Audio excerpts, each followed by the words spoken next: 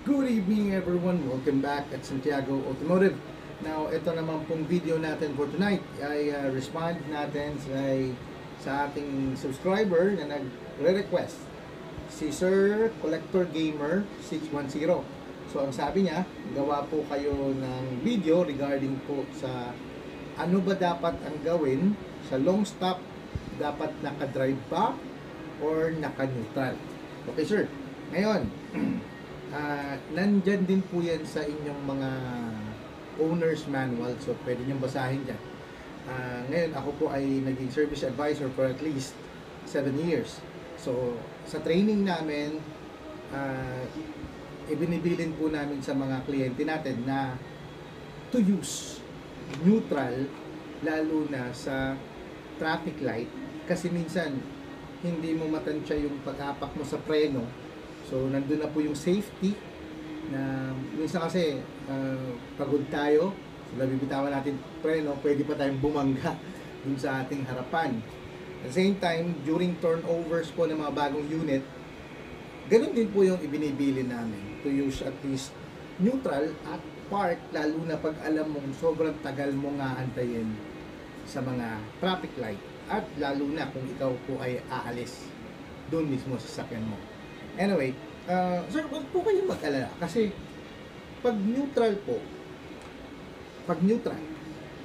kung titingnan niyo po ito po yung sample ng ating clutches na nilalagay sa subsystem. Ibig sabihin, for example, ito po ay isang input siya. Makikita niyo yan pag in-exploded view mo yung lahat. So makikita mo, series of plate, clutch, and plate, and clutch.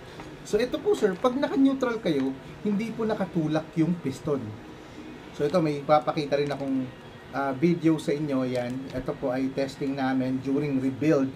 Nakikita nyo na nag-i-engage at disengage yung clutch na ito. Ngayon sir, once na ito po ay disengage, so pag hindi po siya gumagana, etong clutch na to, ito, ay malaya pong umiikot.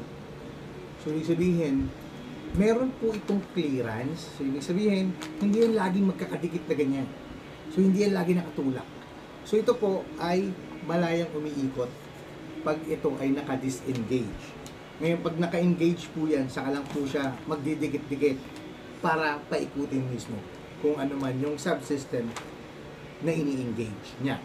Ngayon sir, kung kayo po ay magtatanong sa mga nagre-rebuild, yung mga magagandang transmission like yung 0372LE, actually yung mga naka-install yun sa mga Revo, Crosswind, Pregio, APB, so marami, widely used po yung transmission na yun. Nasa 20 years na sila, pero wala kayong narinig na naubos po yung mga clutches. Ang nangyayari po, yung mga seal, yung mga selyo, yung mga O-rings, tumitigas yan. Ngayon, pag tumigas po yung O-rings, yung selyo, yung piston kits, lumalabas po yung hydraulic, which is yun po yung nagtutulak para mag-lock ito. Yun yung dahilan kung bakit nauubos yung clutches at nasusunog. Hindi po yung paglagay ninyo sa neutral. Hindi po yun. So, ibig sabihin, kung normal operating, so normal yung ginagamit, hindi po yung nasisira or nauubos dahil doon sa normal. Nauubos lang po yung clutches at nasusunog pag meron ng sira sa sistema. Hindi niya na maitulak. Ibig sabihin, dumulusot na yung pressure. Hindi maintain yung pagkakatulak sa mga set ng clutches nyo, kaya sila nauubos. Ngayon, yung mga Toyotas natin ngayon, like yung Fortuner, Innova, ang nagkakaproblema naman sa kanila, for example like this one, ito ay galing sa Fortuner, so same 1KD.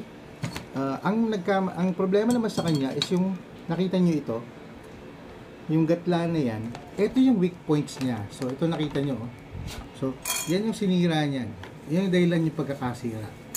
So ito po yung weak points na pyesa. So mapapansin nyo, yung mga pinapalit natin ngayon, wala na po yan, diretso na yan. So mas matibay na siya. So updated na yung pyesa na ikinakabit natin.